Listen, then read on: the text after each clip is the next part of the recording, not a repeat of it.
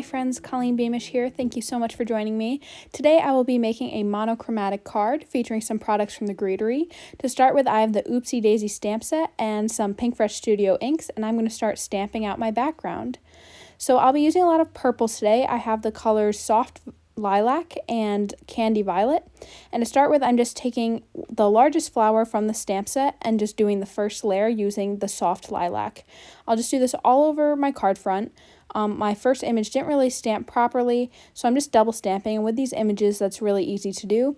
Obviously you could use a MISTI as well if you're worried about lining up and double stamping, but I just kind of wanted to start stamping and get right into it. So once I filled up the majority of my card front here, especially making sure to go off the side so it looks like a pattern, I went in with the second layer for this image using the Candy Violet. This is such a pretty purple. I love them layered together.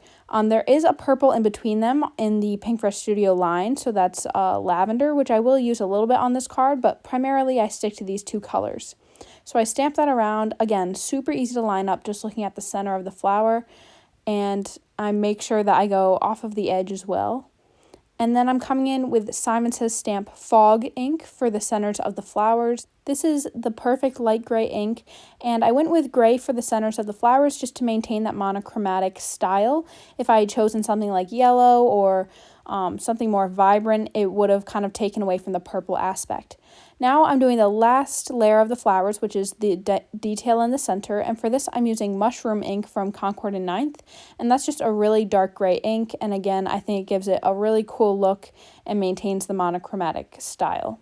For the focal point of my card, I'll be using the Greetery's Top Down stamp set, which has this really cool convertible car and some great sentiments in it.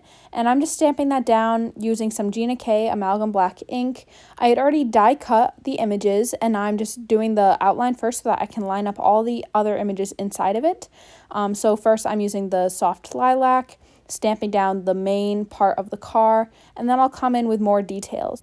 I do double stamp the Soft Lilac because I want it to be a really solid image since it is a bigger stamp. And I should also note that the outline of the image is totally optional. You can totally do this convertible without the outline. Just since I was going to put it on a busy background, the outline really makes a difference. So now I'm stamping the second layer using the lavender color from the Pinkfresh Studio. And then I am going to do some more details with the Mushroom ink, which I had a little difficulty with because I used the ink cube. I don't have the full-size inks, and sometimes that can leave kind of like a line, but it ended up working itself out. I'm just doing some more details. That was with Fog, and now Gina K for the tires. I know I'm breezing through all of the stamping, but the Greetery stamps make it really easy to stamp layered images. Each stamp comes with a QR code for inspiration as well as a stamping guide, so you know exactly how everything is meant to be lined up. So here's my car image, and off camera I went ahead and stamped the little image of the girl as well, using the same exact colors. So now I'm taking, I think it's the Postal frame die, I would assume, from the Greetery. I'll have everything that I used in this video linked down below, and I just die cut that card front, which you'll see in just a moment. Now I have some Neenah Classic Crest Solar White cardstock, 110 pound, and I'm just, that's cut to 8.5 by 5.5. And I'm just scoring that at 4 1/4, you know, your typical card base. And now I'm adhering some craft foam to the back of my card front here. You can definitely use foam tape for this, or even just layer up some cardstock behind it, but I just had this and it was really convenient. So I'm using some double-sided tape to adhere that down. And then I use some liquid adhesive to adhere that to my card base. I would recommend not using liquid adhesive for this, just because it bleeds through the cardstock, and I always think, well, maybe this time it won't, but the reality is that it does, and it drives me nuts. So I just stick to, you know, double-sided adhesive when it comes to my card base. So I just stamped the sentiment using some Mushroom ink from Concord and 9th, and that says, "Wishing you a top-down kind of day." I think that's so cute. And now I'm just arranging my images on my card front to see how they line up and how I like them.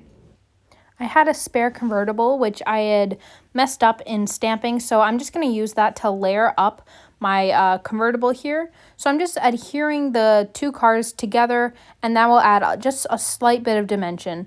You can always use some foam tape to pop this up as well. So now that I have those adhered together, I'm just going to start sticking everything down to my card front. So first the sentiment. Again, I'm just using some double-sided adhesive for that, and that'll go right in place. I could have die cut this again and popped it up along with the card, but I wasn't really worried about it. I didn't think it would make that much of a difference. So I'll just stick that down. Looks really cute. And then I will stick down the other pieces. Off camera, I went ahead and planned out where I'm going to put some sequins. I don't usually work with sequins. I think they're difficult to mail, and I'm not always someone who likes to add sparkle to things, but this background was definitely missing something. I think if I had done it again, I would stamp the flowers a little bit closer together, but I do love the little bit of sparkle that the sequins add. So I just put a few clusters around, and then I'll add a couple more, and I'll just use some liquid adhesive to glue those down. So that's my card for today. Thank you so much for watching. I really appreciate it. If you like this video, go ahead and give it a thumbs up. And if you would like to see some more crafty content from me, go ahead and subscribe. And please comment down below. Every interaction with this video really helps me grow my channel. And I will definitely see you soon. Bye.